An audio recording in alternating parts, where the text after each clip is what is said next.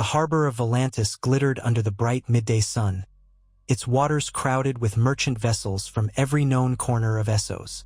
War galleys, too, bobbed among them, sleek and ominous, newly built in the shipyards along the mighty Rhône.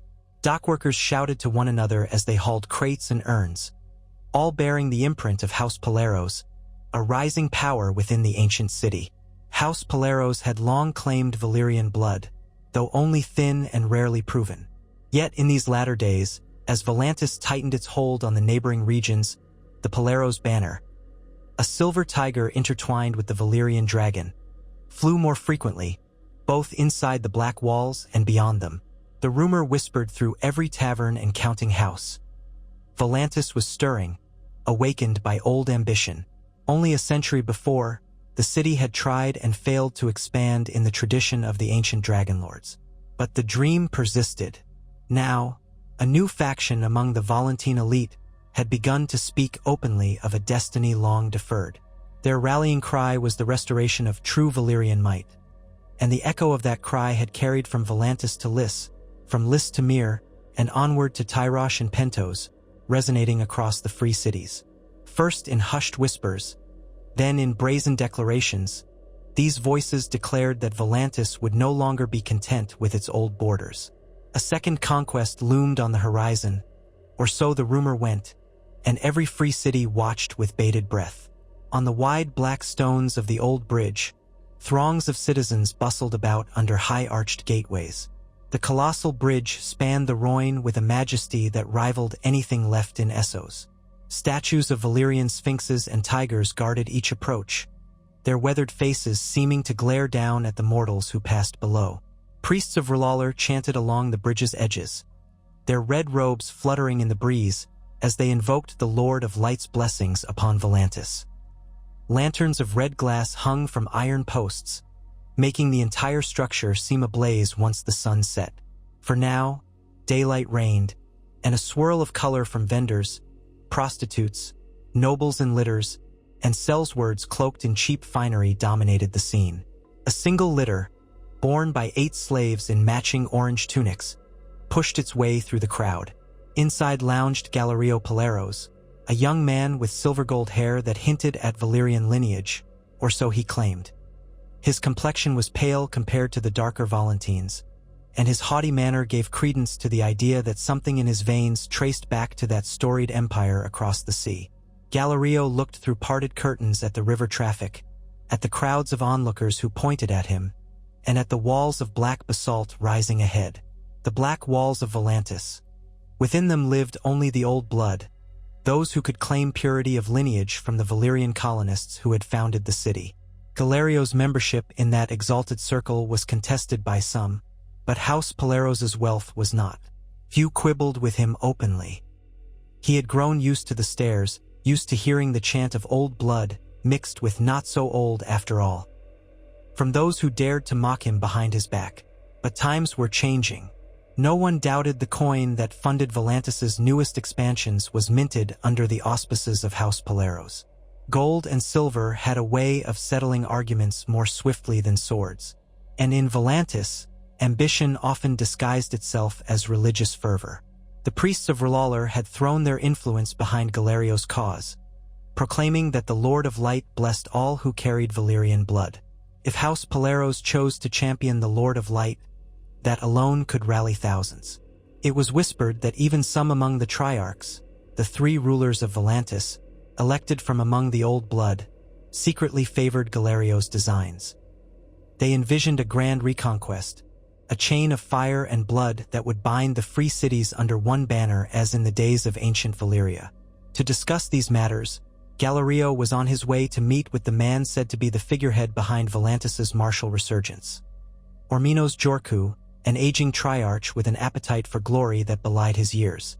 Orminos had outlived his early illusions of conquering the world through brash force, but he had not outlived his desire for eternal renown. He had served many terms as triarch, using every means available: wealth, threat, and the forging of alliances with numerous highborn families.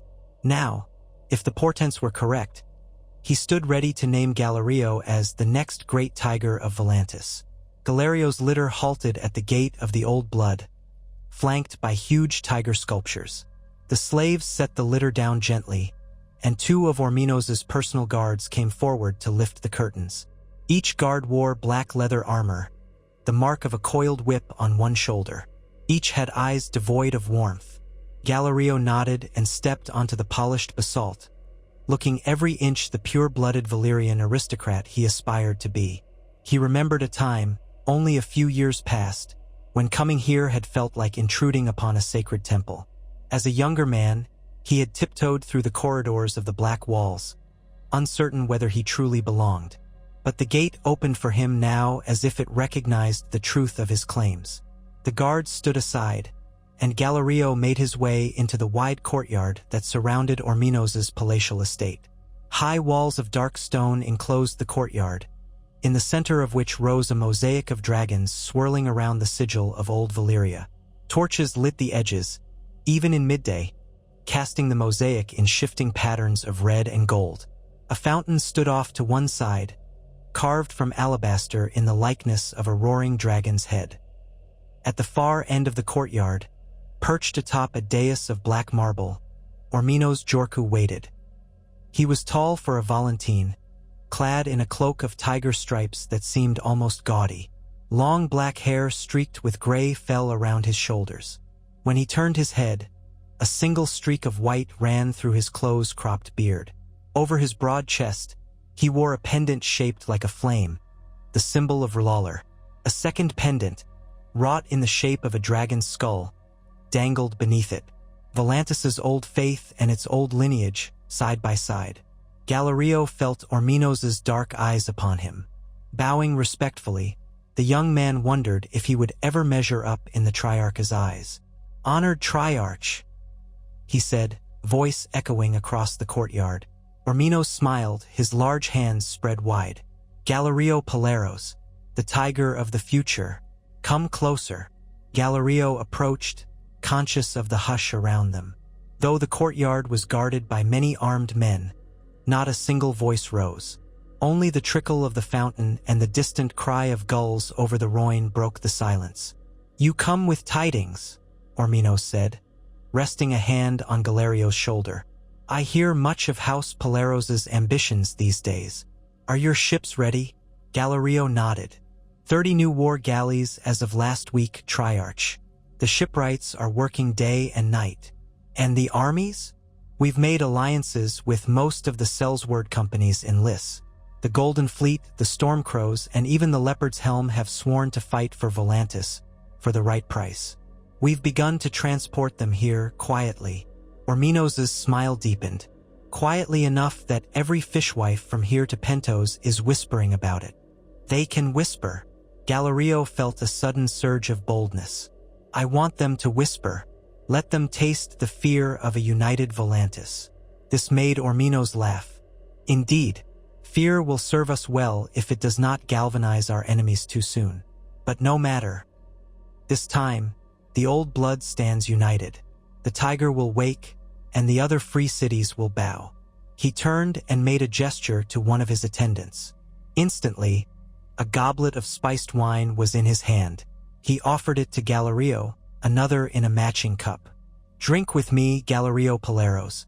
To victory." Galario took the cup. The wine smelled of cloves and cinnamon, a hint of mulled citrus. He raised it to his lips, noticing that Orminos did the same. "To victory," he echoed.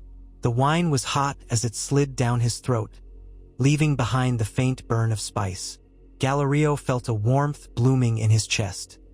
He'd drunk toasts with Volantine nobles before, but never in such a solemn and deliberate way. This was not a mere courtesy. This was a vow sealed with wine, and, Galario suspected, with more than wine. The priests of R'hllor were known to bless cups and candles for their chosen champions. Perhaps the Lord of Light had been invoked here, in this very moment. Orminos set down his cup and curled his fingers into a fist. "I would speak with you of the next steps. You say the Sellsword companies are ours. We need more than mercenaries, though. The free cities have dragons of their own, old families who claim the scraps of Valyria's knowledge. Bravos will oppose us, for they have always been the foe of slavers and conquerors. Lys has its own illusions of grandeur, and Pentos is a nest of intrigues. How do we stand to face them all? Galerio straightened. We have the money and the manpower to strike swiftly. Also, I have been investing in rumored magical artifacts. Though I would not place too much faith in legends, we must not ignore the power of symbolism. Old Valyria was built on the mastery of dragons, both literal and metaphorical. We must remind the world that blood and fire are not yet extinct. Orminos's eyes glittered. You speak well of such matters, young Paleros, but have you considered how we might secure the loyalty of Mir? Those cunning crafters are known for their crossbows that can pierce plate. If they do not join us willingly, we will face them in war. A war that might be costlier than we can afford at the outset. Galerio suppressed a smile. I've dispatched envoys to Mir with gifts and promises. The Myrish have always sold their skills to the highest bidder. We can buy them out for a time at least. Once Mir is swayed, Tyrosh will see reason, or else they will be crushed between the hammer and anvil. The Triarch frowned. And Bravos? A ripple of unease ran through Galerio. Bravos was another matter entirely. The mightiest navy in the known world, the Iron Bank's bottomless coffers, the cunning that had outplayed dragons before. We might need a different approach for Bravos, he admitted. We will try to lure their swords away with coin, but they are proud. The Bravosi have never knelt, nor do I expect them to. That day will demand a different tactic. Perhaps by the time we face Bravos, we will have the others in a vice. Orminos shifted his weight. Bravos, the scorned child of Valyria, a city of slaves who fled. They have always stood in opposition to what Volantis represents. But as you say, let us unify the rest first. Then Bravos will see that the world stands with us. Even their famed Sea Lord cannot defend them against the combined might of every other free city. They spoke for another hour under the watchful eyes of silent guards. Ambitions grew with each word they exchanged. Plans, alliances, timetables, layer upon layer of intrigue. Galerio felt a thrill course through him at the magnitude of what they proposed. An empire reborn, with Volantis at its head, leading a second conquest that would echo the glory of old Valyria. And if they succeeded, who knew what lay beyond Essos? Perhaps even Westeros might tremble anew, as it once had under the Targaryens. A dizzying possibility. By the time Galerio departed, the shadows of the black walls lay long over the city. The harbor now glimmered with the fires of countless lanterns and braziers. Sailing ships and war galleys alike bobbed in the darkening waters. He returned to his family estate across the river, passing again through the thronged bridge, where the swirl of everyday life in Volantis continued unabated. Peddlers shouted, whores beckoned, and red-robed priests sang of the night's imminent mysteries. Yet beneath that veneer, tension simmered. Everyone knew something was coming. Galerio retired to his private chambers, allowing a slave to help him disrobe from his finery. He poured himself another cup of wine, less spiced, cooler, and paced across a marble floor inlaid with a mosaic of a winged tiger.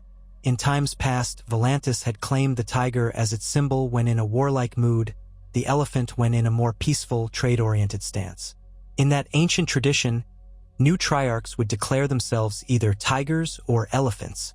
For decades, the elephants had dominated Volantis's politics, preferring trade to conquest. But with Orminos's ascendance, and with men like Galerio providing resources, the tigers were stirring again. A brazier glowed in one corner of the room, illuminating shelves lined with scrolls and texts from Valyria. Galerio had spent a fortune acquiring them. Crumbling tomes describing the genealogies of ancient Dragonlords, records of how they had governed, how they had harnessed flame. He took a scroll in hand, unrolling it carefully on a low table, and scanned the faded Valyrian glyphs. Though many knowledge-seekers in Essos had tried to decipher the arcane secrets of dragon breeding, few had succeeded since the Doom. But a rumor persisted of lost dragon eggs smuggled out of Valyria's heart, or stolen from Targaryen holds in centuries past. The mere possibility had kindled something fierce in him. If House Paleros could find a single living dragon or an unhatched egg that could be brought to life, Volantis would not just threaten a second conquest, but guarantee it. How the Targaryens had changed the fate of Westeros with only 3 dragons. Some claimed those beasts had died out, while others whispered of dragon dreams and eggs far to the east. Galerio scanned the text, looking for references to a rumored site near Sarnath, north of the Sarn River, where a Valyrian outpost might once have stood. His pulse quickened at the thought. If he could offer Ormenos that gift, a living dragon, every doubter in Volantis would bend the knee before House Paleros. He dwelt on that vision deep into the night, until the hush of slumber finally overtook him. Days passed in a whirl of activity. Ships arrived from Lys with new sellswords, and caravans from inland towns brought provisions and raw materials for the forges. The clang of hammer on steel echoed day and night as blacksmiths toiled to craft weapons. Triarch Ormenos Jorku, for his part, announced public ceremonies to honor R'hllor, calling upon the citizens of Volantis to attend sacrifices. The Red Temple blazed with torches all through the night, while priests stoked the fervor of the crowds, preaching that the Lord of Light had chosen Volantis to cleanse the world of darkness. Some among the populace embraced this fanatical vision. Others kept their doubts hidden, but few dared to speak openly against Ormenos and his new champion. Meanwhile, envoys traveled between the free cities. In Mir, coins changed hands, forging a tenuous alignment. In Tyrosh, a clever mix of threats and bribes brought the island city to heel. Pentos, wary of war, began negotiating terms. As for Bravos, the sea-blown city sat behind its titan, watching with suspicion. Their courtiers played at courtesy in distant courts, making polite inquiries about Volantis's intent. Yet no one was fooled. When the time came, Bravos would fight. At the center of this swirling storm, Galerio Paleros devoted himself to ensuring that everything was prepared. He met with captains of the war galleys, tested crossbows rumored to pierce plate armor at 200 yards, and quietly interviewed mages and shadowbinders who claimed they could conjure illusions to terrify enemy ranks. Volantis's new armada was shaping up to be the greatest since the Valyrian fleet that once ruled these seas. And yet, his mind returned obsessively to the possibility of dragons. He believed wholeheartedly that if Volantis intended to restore the Dragonlord traditions, then a dragon would be the perfect symbol, a living manifestation of their claim to Valyria's legacy. One late evening, he summoned a peculiar figure to his estate, a woman named Janara of the Shadow, whose lineage was said to hail from Ashabai the Shadow at the far eastern edge of the known world. She arrived draped in dark red silks, her face partially concealed by a black veil. Only her eyes were visible, eerily pale, almost white. "I have heard you are seeking knowledge," Janara said with a voice like a whisper of wind. Galerio gestured for her to sit on a cushioned divan, while slaves departed to give them privacy. Candles flickered around the room, casting dancing shadows across the mosaic floor. "I need to know if there is any truth in the rumors of surviving dragons in Essos, or dormant eggs that might be awakened." Janara inclined her head. "Your thirst for such knowledge is dangerous. Dragons are not mere beasts of war. They are power incarnate, entwined with magic that has lain fallow in Essos for generations. When Valyria fell, the greatest forging of sorcery the world has ever known was shattered, unleashing curses and doom. Even if eggs survived, you must consider the possibility that waking them might draw the attention of darker forces." Galerio bristled inwardly. He cared little for superstitious caution. "If we succeed, we could place a living dragon at the head of our army. Imagine that spectacle, that terror. The world would see Volantis as the rightful heir to Valyria, and I would see it happen in my lifetime." A wry smile touched Janara's lips, just visible beneath her veil. "One does not simply awaken a dragon egg by force of will. Valyria had its secrets, old spells and rites. The Targaryens had their own rituals. Tell me, do you have a sorcerer capable of weaving such spells?" Galerio paused. "We have priests of R'hllor. Some dabble in strange arts, and House Paleros has certain fragments of old Valyrian knowledge. If we acquire an egg, we will find a way to hatch it." Gennara studied him, her pale eyes unblinking.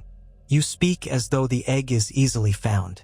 But the places that might hide such relics are cursed. The smoking sea where the doom still reigns. The demon-haunted wastes beyond the bones. Ashai, you are prepared to go that far. Galerio met her gaze. For the sake of Volantis, for the dream of forging a new Valyrian empire, I am prepared to do what must be done. Do you know of such a place? Or is this meeting a waste of my time? She made a low humming sound.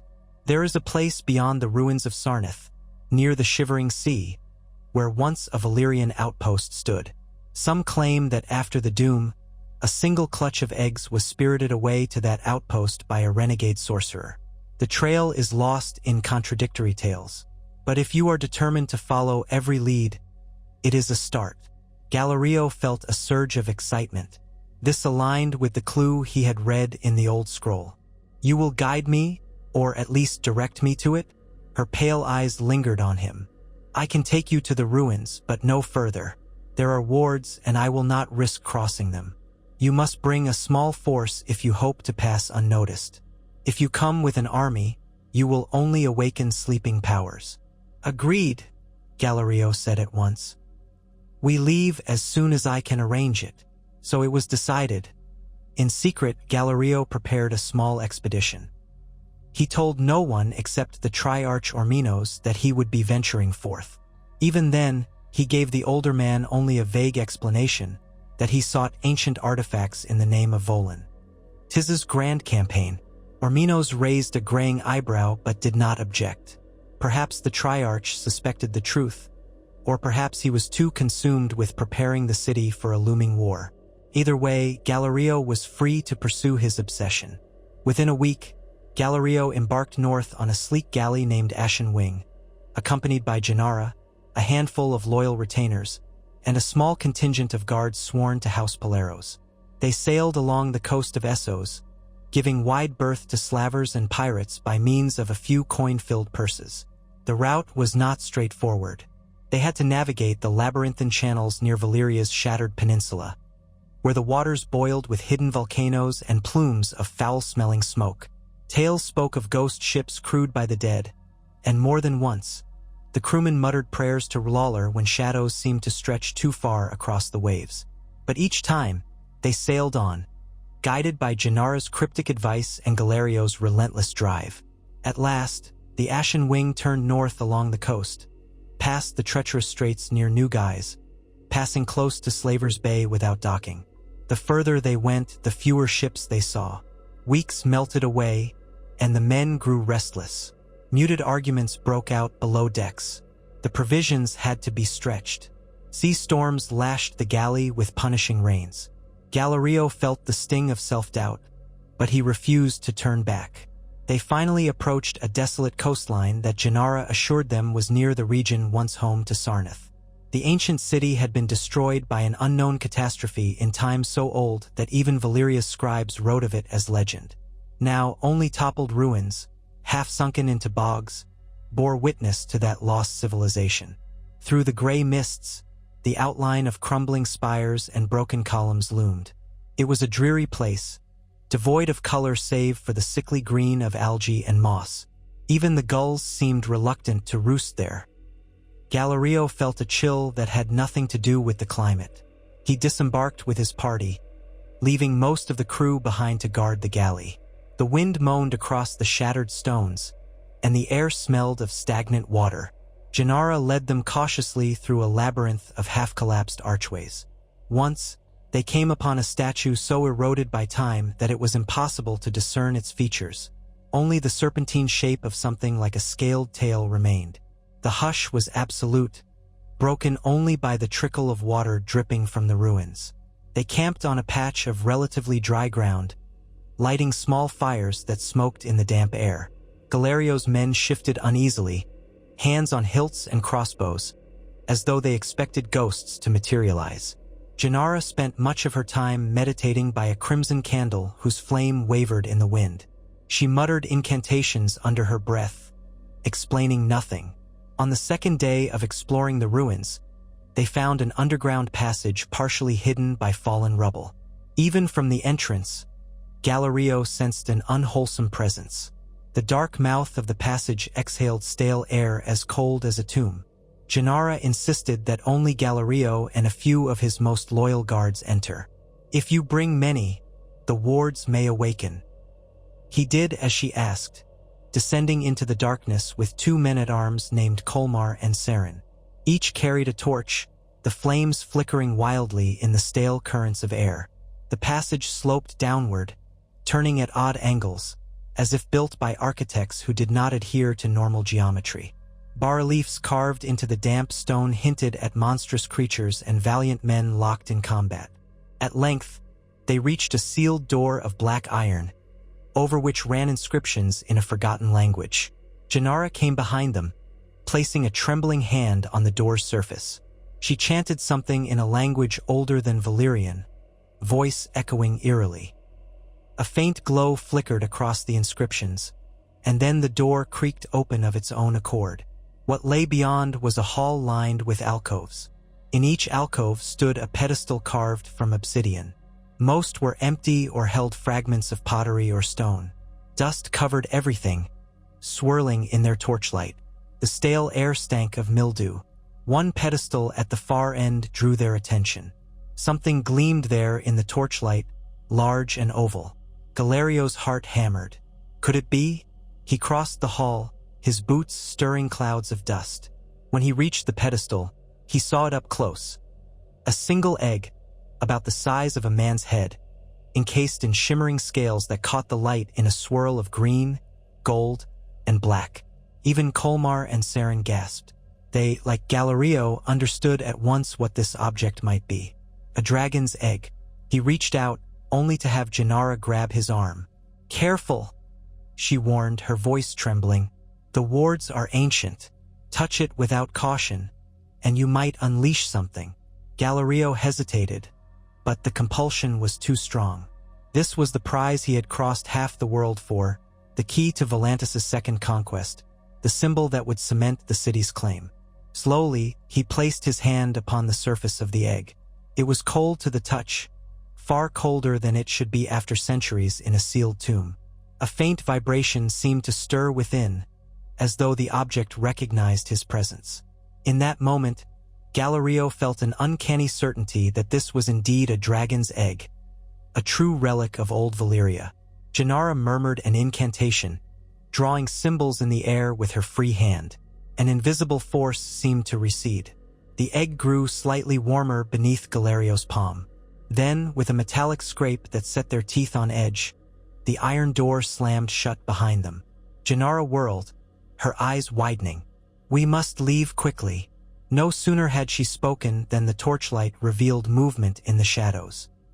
From the corners of the hall scuttled shapes that resembled giant insects, scarabs or beetles, their carapaces glimmering black. A single screech, high-pitched and unnatural, rang out. Colmar and Saren rushed to form a defensive line as the creatures advanced. Galerio, clutching the egg, scrambled back.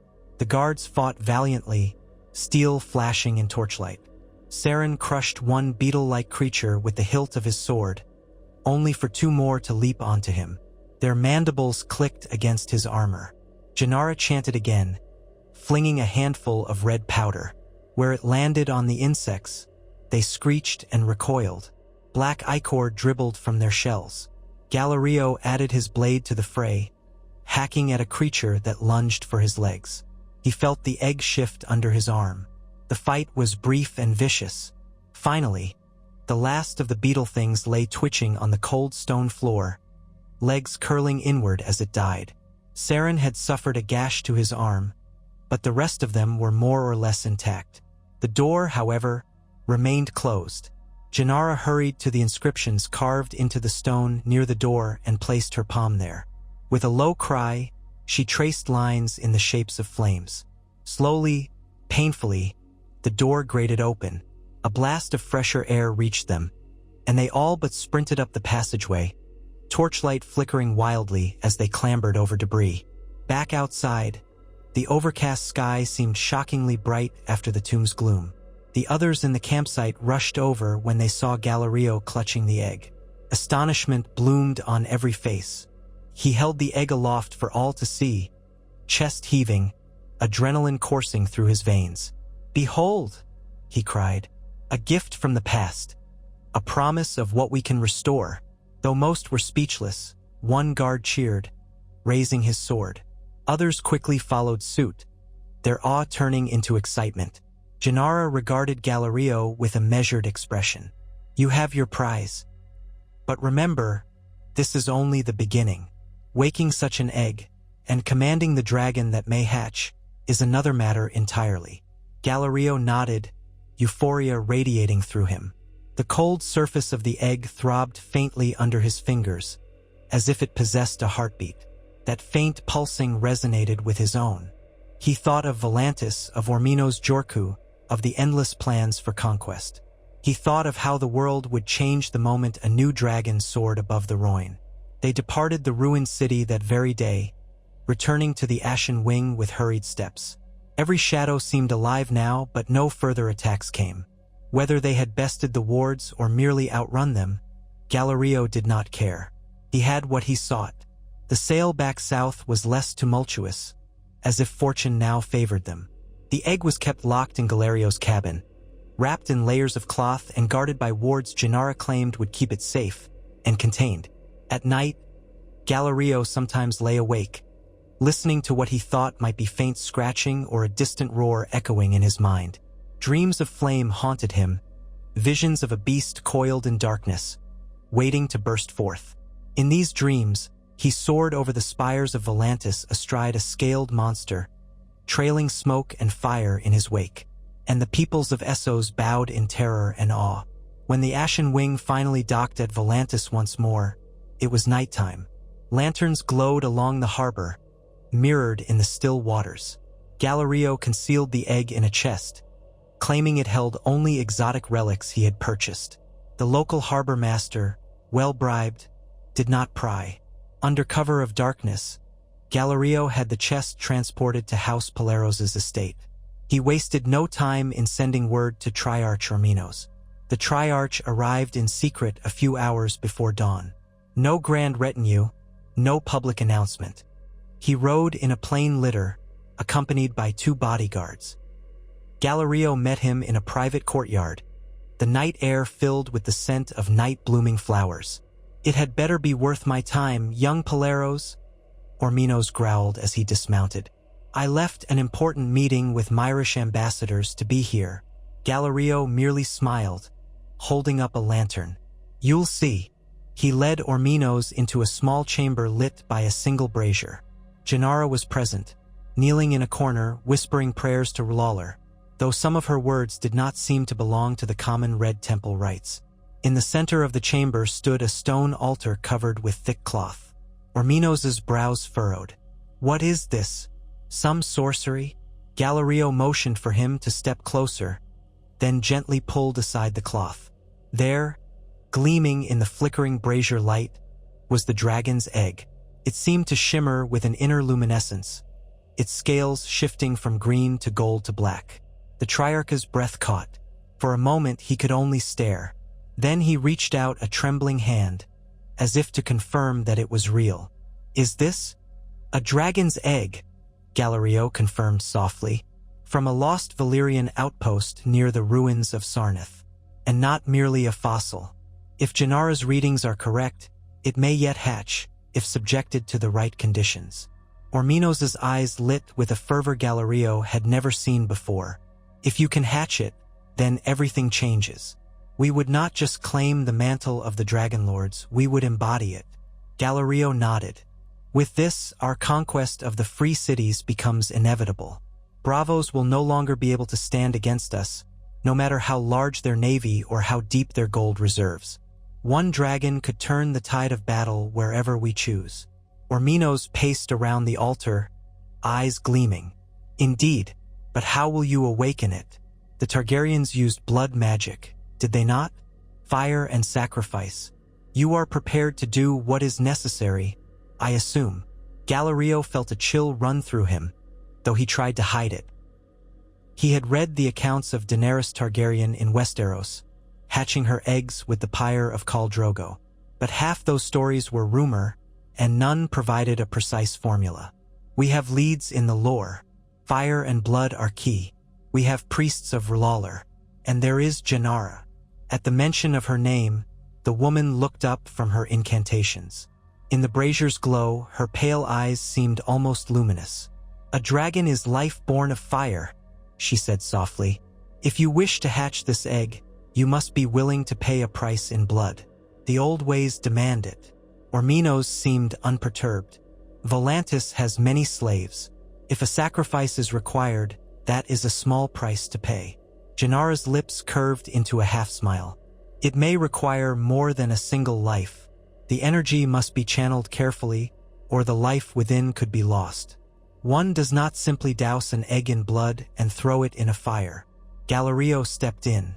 "Rest assured, we will do whatever it takes. But we need to be cautious. The moment we attempt this ritual, we risk the attention of other powers. And we only have one egg, one chance." Orminos studied Galerio with an intensity that felt like a physical pressure. "Then we must succeed on the first try. If you can accomplish this, young Paleros, you will not just be a champion, you will be a legend. The city will place you on a throne of basalt and gold." Galerio's mind raced. The throne, yes, perhaps even more than that. He could see it now. The second Aegon, the new Balerion, forging a realm of fire. Smiling, he placed his hand on the egg once more, feeling that strange pulse. "Then let us begin the preparations. We have no time to waste." In the weeks that followed, Volantis's war machine churned ever onward. Docks teemed with war galleys bearing the signs of tigers. Sellswords from Lys, Myr, and beyond drilled in the fields outside the city, forging a vast army under the black and orange banners. Inside the black walls, the Triarch Orminos presided over councils of war, mapping out how to subdue Pentos, Tyrosh, and Myr in a swift campaign. But behind closed doors, away from prying eyes, another plan was taking shape: the hatching of the dragon's egg. Late at night, in a secluded courtyard behind the Red Temple, the chosen priests and priestesses prepared an elaborate ritual. A circular pit was dug and lined with firewood. A ring of glyphs in Valyrian script surrounded it, traced with chalk and powdered gemstone. Torches flickered in the darkness, illuminating the high walls of the temple. At the center of the pit stood a raised dais of black stone, and on that dais the dragon's egg. Janara directed the arrangement of the wards, occasionally consulting with the high priest of R'hllor, who wore robes of crimson and gold. Slaves stood nearby, trembling with fear as they witnessed these preparations, many of them aware that a sacrifice would likely be demanded. But no one dared disobey the will of the Triarchs. Galerio watched anxiously from the steps leading down into the courtyard. He could feel an electric charge in the air, the sense that something monumental was about to occur. Orminos stood beside him, arms folded. "If this works, we strike at Pentos next month," the Triarch muttered. "If it fails, well, let us hope it doesn't fail." The high priest raised his arms, and a hush fell over the courtyard. A deep chant resonated, echoing off the stone walls. Priests and priestesses circled the pit, sprinkling incense and oils into the wood. Then, 2 slaves were brought forward, each bound and gagged. Their eyes rolled in terror. The crowd of onlookers, composed of a select few members of the Old Blood, high-ranking officers and advisors, watched with a mix of fascination and horror. Janara stepped forward, her black veil billowing in the night breeze. She placed a hand on the egg, then turned to Galerio. "Fire and blood. It must begin now." Galerio steeled himself. Part of him recoiled at the brutality, but he reminded himself that this was for the glory of Volantis, for the forging of a new empire. He signaled the guards, who dragged the slaves to the edge of the pit. In a swift motion, their throats were cut, and blood streamed into the wood below. The slaves slumped, their struggles ending as life drained away. The high priest immediately set the wood aflame, chanting louder. The pit roared with sudden fire, and the circle of glyphs seemed to shimmer. Heat rolled outward, and the egg began to glow with reflected flames. An otherworldly hush descended. The chanting of the priests rose to a fever pitch, mingling with the crackle of the fire. The flames licked the egg's surface. Galario's mouth went dry. For several heartbeats, nothing happened. Then a tremor ran through the egg. Gasps arose from the watchers. Gennara circled the pit, throwing handfuls of crimson powder into the flames. The fire surged, turning from orange to a deep, ominous red. Shadows danced crazily on the courtyard walls. The egg quivered again, and a faint sound, like a muffled crack, reached Galario's ears.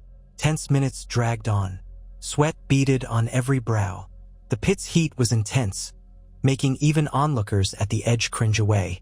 Still, Galario forced himself to stand close, ignoring the scorching air. If a dragon was being born, he would witness it. Another crack, louder this time. Splinters of shell flaked off. A gasp ran through the audience. The high priest's chant rose higher, almost a shriek. One of the red-robed priestesses collapsed, overcome by the heat or the energy swirling around them. Gennara stood rooted to her spot, arms raised, her voice adding to the chanting in that strange, forgotten tongue. Suddenly, a piece of the egg's shell fell away, landing in the flames. The flickering light revealed a glimpse of something moving inside, slick with fluid. Smoke curled around it. A tremulous screech pierced the air, echoing across the courtyard. Galario's heart pounded. The watchers pressed forward, ignoring the searing heat. The flames obscured the shape, but as more shell crumbled, they caught sight of it. A wing, small and dark, emerged, membranes glimmering. Then a head, reptilian and slender, pushed free. The creature's eyes shone like molten gold. A hiss sounded, raw and primal, as if from the dawn of the world. The watchers collectively held their breath. The high priest and Gennara fell silent. The newly hatched dragon, no larger than a cat, stumbled on shaky legs across the dais. Its scales were dark, somewhere between black and green, and edged with gold. It flapped its wings experimentally, sending sparks dancing. Then it let out another screech, more forceful, spitting a tiny gout of flame that licked the air before disappearing. In that instant, Galario knew they had succeeded. A dragon had been born in Volantis for the first time in centuries. Awe rippled through the crowd.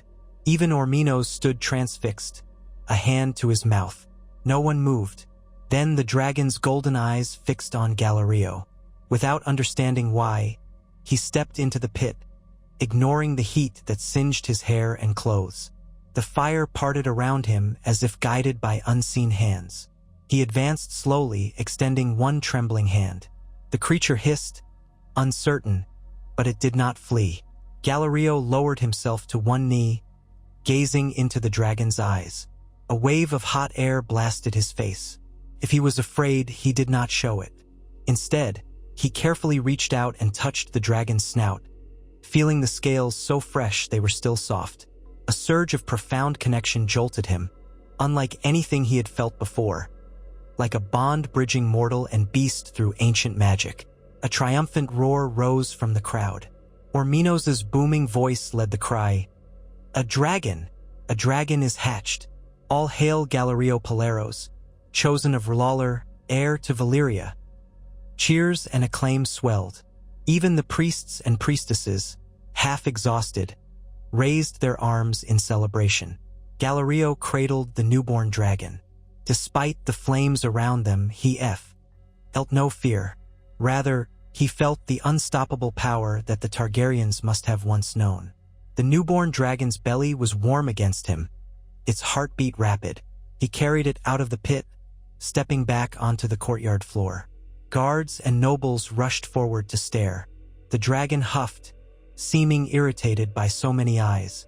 Galario waved them back, allowing the creature some space. Orminos approached, eyes shining with reverence and greed. "You have done it, Galario. You have brought a dragon into the world. Now the free cities shall tremble before us." Galario looked at the Triarch, then at the swaying priests. "It is not yet grown, but it will be. Dragons grow quickly if well fed, and if their magic is nurtured. We must protect it, keep it hidden until it is strong enough to serve in battle." Orminos nodded, though his gaze stayed on the dragon with unmistakable hunger. Yes, of course. We will keep it safe in the black walls. Priests, guards, everything necessary. What name shall we give this creature? Galerio reflected for a moment. Names held power, especially for dragons. At last, he said softly, "Let it be called Nyrolxes," an echo of Valeria's tongue, meaning light of conquest. The Triarch smiled. Nyrolxes, fitting. A new dawn for Volantis, for all of Essos. Come, let the city see proof of our might. At that, the throng surged closer, praising both the newly hatched dragon and the man who had willed it into being. Unnoticed by most, Gennara lingered at the edge of the courtyard, her pale eyes filled with something that might have been apprehension. She watched Galerio, watched the swirling energy around him and the dragon, and whispered a prayer to whatever powers she served. From that night forward, Volantis was a city transformed. Word spread like wildfire, unstoppable. Some among the old blood had witnessed it firsthand, and rumor told of a dragon hatching within the sacred precincts of the Red Temple. Though Orminos and Galerio tried to keep it hidden, the whisper reached every corner of Essos. A new dragon sword, albeit still small. The response from the other free cities was immediate and alarming. Tyrosh, which had aligned itself through bribes and threats, began sending urgent letters, half pleading, half threatening. Lys, seeing the potential danger of a real dragon, wavered in its loyalty. Bravos, from behind its titan, issued a public condemnation of dark arts. In Pentos, the prince made frantic overtures to the Illyrian Bank for emergency funds to bolster defenses. Mir, though sworn to an alliance with Volantis, quietly reached out to possible allies. The entire political landscape shuddered. Orminos took these reactions in stride. He had always known that forging a new empire would mean war. Now, with Nyrolxes perched on Galerio's shoulder, scorning even attempts by other highborn to approach, the Triarch's confidence soared. Sel's words flocked to Volantis, lured by the promise of wealth and the awe of serving under a Dragonlord. For Galerio's part, he felt both exhilaration and strain. In the weeks since the hatching, the dragon had grown from cat-sized to something closer to a large hound. It devoured roasted goats and sheep with a voracious appetite, belching small flames as it fed. Galerio spent hours each day with Nyrolxes, forging a bond. He found that his will could soothe or provoke the beast to some extent. The priests of R'hllor reverently claimed the dragon was touched by their god's fire. Gennara occasionally came to check on the creature, never without that watchful, uneasy expression.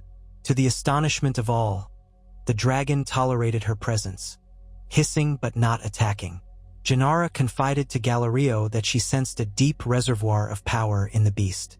It is tied not only to the legacy of Valeria, but to the raw magic that once coursed through the world.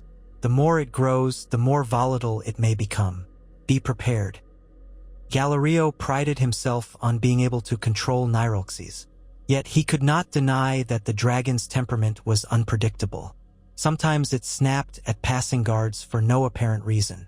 Other times, it would nuzzle him affectionately with surprising gentleness. The idea that he had awakened something beyond mortal control occasionally haunted him. But whenever that doubt surfaced, he recalled the glory that a single dragon could bring. That spurred him onward. As winter's chill approached, though winters in this part of Essos were mild, a new shift in the city's governance took place.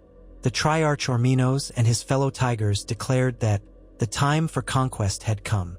They summoned the armies, prepared the fleet, and publicly proclaimed their intention to bring Pentos under Volantine rule.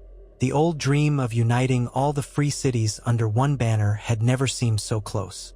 Among the people of Volantis, the mood was a heady mix of patriotic fervor and fear. Those who believed strongly in the old traditions saw this as a holy mission, sanctioned by R'hllor and guided by the might of a living dragon. Merchants eyed the mobilization with trepidation, for war meant disruption. But the Sel's words were jubilant, for war promised profit. In a grand ceremony held in the main square near the old bridge, Orminos officially bestowed upon Galerio the ancient title of Herald of the Dragon. Dressed in crimson and gold robes, flanked by priests with incense burners. The Triarch proclaimed that Galerio would lead the armies in the field, with Nirolxes at his side. The crowd roared their approval, though some voices cried out in awe as the dragon spread its wings. Now the size of a small horse, Nirolxes looked increasingly formidable, scales glinting in the sunlight. As Galerio mounted a black stallion for the procession, the dragon swooped overhead, startling the beast beneath him. He controlled the stallion with practiced ease, a triumphant smile on his face. All along the streets, citizens chanted his name, some with genuine admiration, others with the forced enthusiasm that tyranny can impose. The future seemed bright with flame. His mother, Lady Paleros, watched from a balcony in the family estate, tears in her eyes. She had once doubted her son's claims of Valyrian heritage, but no longer. She prayed for his safety. When the day came for the army to march north, the gates of Volantis swung wide.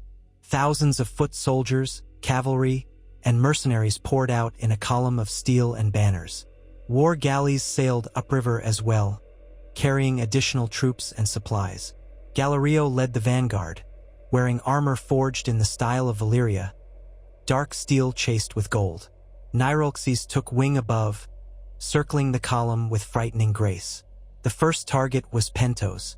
Intelligence suggested that Pentos would not stand long against the might of Volantis, though the city had hired a mercenary fleet and raised its own soldiers under the command of several local princes. Still, they lacked the unity and the raw fear factor of a dragon. Many believed the Pentoshi would capitulate at the first sight of Nirolxes. So the campaign began. Swift as the tigers on their banners, Volantine forces advanced along the coastal roads and navigated the rivers, cutting off Pentos from overland aid. When Galerio finally approached the outskirts of Pentos, the defenders arrayed themselves on the plains. Their banners fluttered weakly in the wind compared to the sea of Volantine stripes. The Pentoshi, though not without resources, were clearly outmatched. Galerio surveyed them from atop his stallion. Nirolxes perched on a rocky rise behind him. "You see," Orminos said at his side. "They are trembling already." Galerio merely nodded. Then he spurred his horse forward, raising a gilded horn to his lips. His call echoed across the battlefield. At that signal, archers and crossbowmen advanced, loosing a rain of arrows that whistled through the sky. The Pentoshi responded with their own volleys, but their lines were already faltering. And then Nirolxes descended. The dragon unleashed a jet of flame that tore through the front ranks of Pentoshi soldiers, scattering them in panic. Some tried to stand their ground, but their courage melted in the face of living fire. Shrieks rang out. Smoke billowed as men and horses burned. The horrifying spectacle crushed the defenders' resolve. Galerio led the charge, cavalry thundering behind him. Steel clashed and rang. The Pentoshi lines buckled and broke under the combined onslaught. Their hasty levies fled, discarding spears and shields. Some pockets of resistance tried to rally, but Nirolxes turned their hope to ash with each pass. By day's end, the fields outside Pentos were littered with the dead and dying, and the gates of the city stood open in desperate surrender. Triarch Orminos entered Pentos at Galerio's side, both men astride their mounts, with Nirolxes lumbering behind on foot. Still not quite large enough to carry Galerio long distances, but fearsome enough on the ground. Smoke curled from the dragon's nostrils, and a hush fell over the city's inhabitants as they watched it pass. Many knelt, trembling, remembering old tales of dragons and the devastation they once brought. The Prince of Pentos appeared, hands shaking, to offer the city's formal submission. Orminos graciously accepted. The terms were harsh. Pentos would provide tribute in gold, grain, and slaves to Volantis, and its ports would become vassals, paying tariffs on all trade. So ended Pentos's independence, replaced by the shadow of a new Valyrian empire. The news traveled swiftly, sowing panic in other free cities. If Pentos, with all its wealth and alliances, had fallen so quickly, what hope did Mir or Tyrosh have? Overnight, envoys from Tyrosh arrived in Volantis, proposing that Tyrosh join the new empire willingly, in exchange for favorable trade rights. Others, like Lys, hesitated. But the writing was on the wall. Braavos, as expected, did not bend. The Sea Lord of Braavos declared that if Volantis sought to subjugate the free cities, it would find Braavos unyielding. The Braavosi navy began strengthening its patrols, forging alliances with Norvos and Cohor. Mir, too, reconsidered its earlier alignment, suspecting that once Volantis grew too powerful, it would devour Mir. The uneasy alliances threatened to dissolve into chaos. For Galerio, none of that seemed to matter in the immediate term. Victory had come swiftly. His name was on every tongue in Pentos. Some called him a hero, others a terrifying conqueror. Each time he paraded through the city with Nirolxes at his side, the crowds cowered. Yet behind their fear lay a strange fascination. Humans, it seemed, were ever enthralled by dragons. He reveled in it. Deep inside, he remembered the boy who once felt uncertain about his place within the old blood. Now, he was beyond question, a figure out of legend, the first new Dragonlord in centuries. He took care to reward his soldiers, to treat the conquered Pentoshi with measured mercy, so long as they did not resist. A new empire needed some measure of goodwill. In quiet moments, however, he still consulted Gennara. She remained in Pentos, traveling with the retinue. When he asked her about the dragon's growth and temperament, she expressed cautious concern. "It grows faster than I anticipated. Dragon hatchlings are unpredictable, yes, but the rate at which it consumes food and grows is unusual. It suggests a deep reservoir of magical energy, perhaps awakened by the ritual." "What does that mean for me?" Galerio asked. Gennara shrugged gracefully, her veils shifting around her face. "It could be a boon. A powerful dragon that grows swiftly is a formidable weapon. But if the connection between you frays, it could be disastrous. The bond between rider and dragon is essential." Galerio bristled slightly. "My bond with Nirolxes is strong. I feed him, tend to him, control him. He is mine." Gennara's gaze grew distant. "Indeed, may it ever be so." Thus far, the dragon showed no sign of disobedience. If anything, it followed Galerio like a loyal hound, though it snarled at everyone else, including Orminos. More than once, the Triarch tried to approach the beast only to be met with snapping jaws. He grew to resent that, or so Galerio suspected. But so long as their grand alliance held, that resentment remained quiet. Within the season, Mir capitulated under the threat of Volantis's unstoppable might, reaffirming its alliance with the promise of vassal tribute. Tyrosh came next, negotiating terms that let it keep nominal independence so long as it accepted a Volantine overlord as protector. City after city fell into line. Slaver's Bay, too distant to intervene, watched from afar. Stories spread that even Dothraki Khals had begun to give Volantis a wide berth, not eager to face Dragonfire. All that remained was the greatest challenge. Braavos. The Titans stood guard at the Northern Sea, and the Braavosi fleet was said to be the largest in the world, rivaling even the old Valyrian navy. Braavos also commanded the Iron Bank, which could buy mercenaries and allies from Westeros, the Summer Isles, or anywhere gold was valued. Some advisors cautioned that perhaps it was enough to have conquered most of the free cities, that war with Braavos could be too costly. But Orminos and Galerio disagreed. Braavos had ever been a thorn in the side of Volantis, an upstart city founded by escaped slaves who had dared to defy the Dragonlords of old. Now that Volantis was ascendant, it was time to finish what the ancients had started. Messengers were sent, demanding the surrender of Braavos and its acceptance of Volantine suzerainty. Predictably, the Sea Lord refused and beheaded the envoys. War was inevitable. Braavos marshaled its allies, forging a pact with Lorith, Norvos, and Cohor. Possibly even clandestine support from the Westerosi might flow their way. The stage was set for a conflict that would decide the fate of Essos. But first, Volantis had to muster its resources. Orminos, flush from the string of victories, returned to the city to oversee final preparations. War galleys by the hundreds lined the harbor, newly christened with proud names. Soldiers thronged the camps outside the walls. Siege engines were constructed, tested, and loaded, The alliance of conquered or vassal cities pledged additional ships and men. Through it all, Niralxes continued to grow. By now, the dragon was easily large enough to carry Galerio on its back, though he had yet to attempt full flight. Whenever it soared overhead, the city fell silent with awe and dread. Galerio lavished attention on his mount, learning how to ride it in short flights around the region. The sensation was exhilarating, but each time they landed, he felt a mingled sense of triumph and apprehension.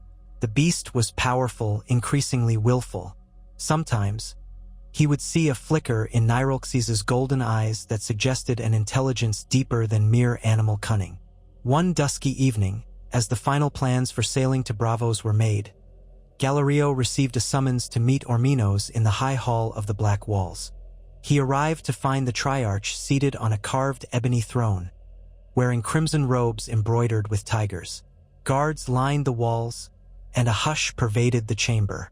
"I have grave tidings," Orminos said, gesturing for Galerio to approach. "Some among our own ranks conspire against the plan to attack Bravos. They fear that we overreach." Galerio frowned, stepping forward. "Do you suspect a coup?" Orminos drummed his fingers on the arm of his throne. "I suspect that certain highborn families, elephants or even some tigers, fear the cost of open war with Bravos. They spread dissent among the populace, whispering that we should consolidate our gains and leave Bravos be." Galerio thought of the city's merchants who might prefer trade over war. "So what would you have me do?" "I am going to remove the worst conspirators, arrest them, confiscate their wealth, and perhaps offer a public demonstration of strength. But I need your dragon at the ready. A show of force, if you will. Let the city see that the old ways are truly revived, that any who defy the Triarchs will face dragonfire." Galerio hesitated. Niralxes had been used in war, yes, but turning it on his own people was another matter. Yet Orminos' eyes burned with the fervor that had driven this entire conquest. "Of course," he found himself saying, "if you deem it necessary." Orminos stood, clasping Galerio's shoulder. "You have done so much already, but we stand on the cusp of greatness. One final push and the new Valyrian Empire is ours. The whole of Essos united, and then who can say what glories might follow?" Galerio swallowed, recalling his early fantasies of crossing the narrow sea to Westeros, reenacting the conquest in reverse. Was that truly possible? Perhaps. The old dream was within reach now, thanks to Niralxes. "I will do what must be done," he said. They parted ways, each lost in ambitious thoughts. That night, as Galerio walked through the torchlit corridors of his estate, he noticed Gennara waiting for him in the courtyard. She carried a small golden brazier with coals that glowed in the dark. "Gennara, is something amiss?" he asked. She studied him with those unsettling pale eyes.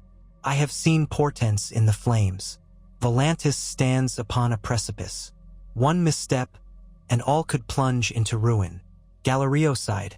"We are too close to turn back now.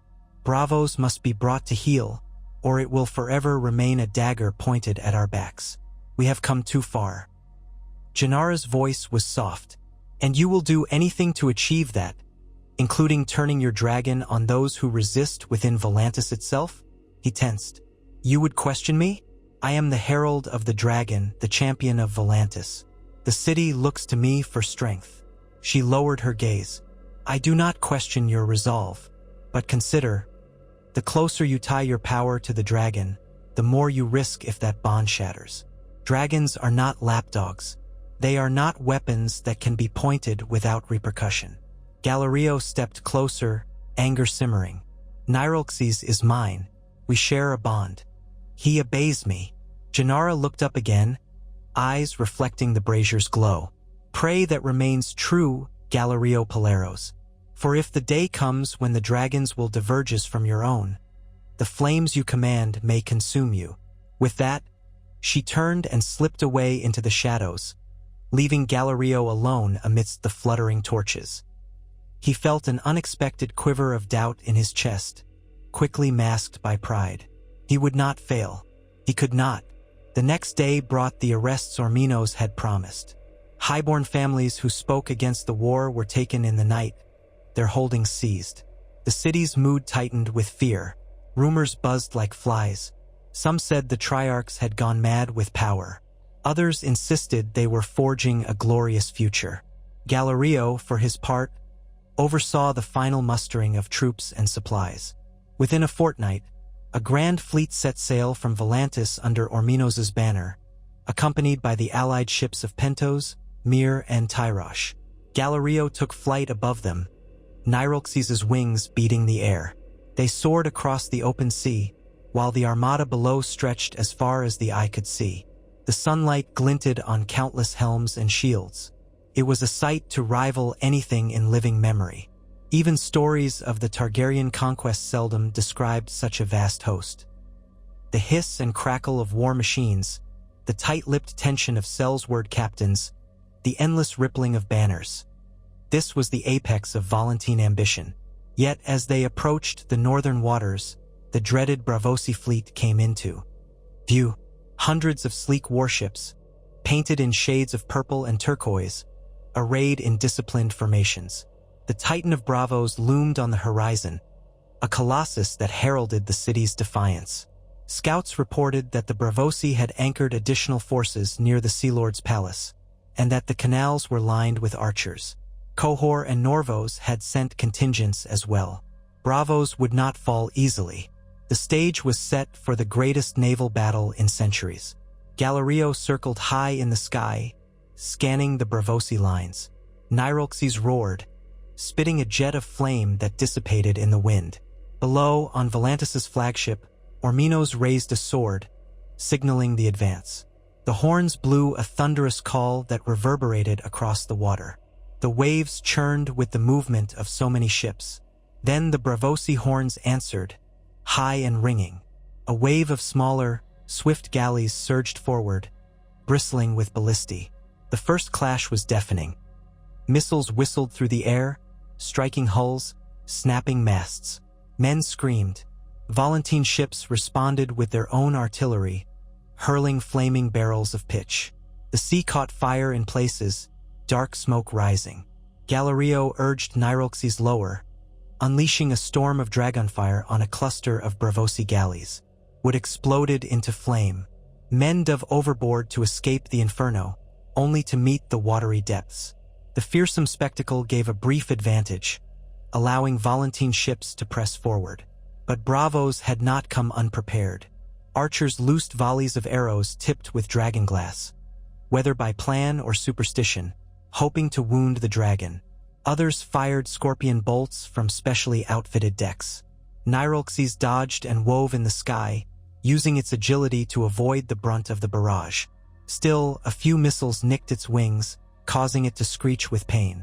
From his vantage, Galerio saw that the battle was at risk of dissolving into chaos.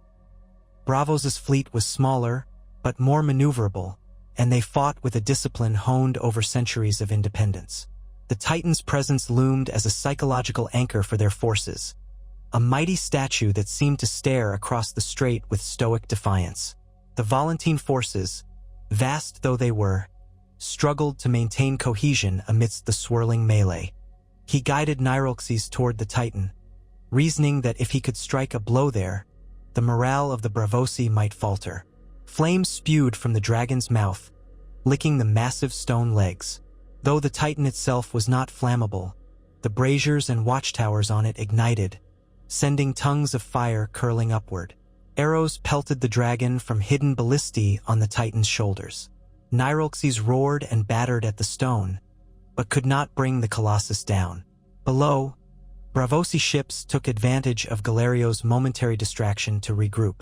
The Sea Lord's banners emerged at the center of the Braavosi line, rallying the defenders. A thick volley of scorpion bolts lanced upward. Nirolxes twisted in midair, but one bolt pierced its flank, causing the dragon to shriek with fury. Nirolxes roared, the flames sputtering as it twisted away, almost throwing Galerio from the saddle. Pain shot through Galerio's leg when a stray arrow grazed him. Still, he clung tight, urging the dragon to maintain the assault. Another volley soared up, and this time, A scorpion bolt lodged in Nirolxes' wing joint. The dragon lurched, letting out an ear-splitting wail that resonated in Galerio's bones. They tumbled, spinning perilously close to the waves below. In that moment of desperation, a savage realization struck Galerio. If they crashed into the sea, both he and the dragon might be lost. He yanked at the reins, shouting, "Up! Nirolxes, up!" The beast responded, flapping its wounded wing. They barely cleared a Volantine war galley's mast, the wind from their passage rattling the rigging. Blood streamed from the dragon's wounds, dripping into the sea. Rage pulsed from the beast like a living force. Galerio sensed Nirolxes' fury building, a terrible heat that seared his own mind. The dragon soared upward, higher than before, seemingly ignoring its injuries. Then it dove again, unleashing the most intense burst of fire yet. Flames roared across the water, igniting sails and men alike. Several Braavosi galleys disintegrated in an explosion of burning pitch. But the carnage did not stop there. Caught in the blast was a group of Volantine ships that had sailed too close in an attempt to exploit a gap in Braavos' line. Their sails caught fire, and screams rose from the decks as they too were consumed. The dragon was beyond caring, lost in blood frenzy. Galerio felt panic surging. He tried to guide Nirolxes away from friendly vessels, to no avail. The beast snapped and spat fire in all directions. On one of the burning Volantine galleys, men flailed in the water, cursing the dragon that was supposed to be their ally. Meanwhile, the Braavosi seized the opportunity to mount a furious counterattack. Their smaller ships surrounded pockets of Volantine vessels, boarding them with skilled marines. The water turned red with blood, while overhead, smoke billowed in thick clouds. Galerio struggled to bring Nirolxes back under control. He felt the bond slipping, overshadowed by the dragon's raw pain and anger. Each attempt to calm the beast only fueled its rage. "Listen to me," he shouted, voice hoarse. But the dragon's mind was a roaring inferno of fury. Below, Orminos' flagship was in chaos. Flaming arrows rained down. The Triarch himself, wreathed in smoke, frantically tried to organize a defense, but half his sails were ablaze. A Braavosi galley rammed the flagship's flank, and boarders poured over. Nirolxes let out a final, terrible roar. The moment was frozen in Galerio's mind. The dragon's golden eyes reflecting the fires of the battlefield, the scorpion bolts jutting from its scales, the taste of ash in his mouth.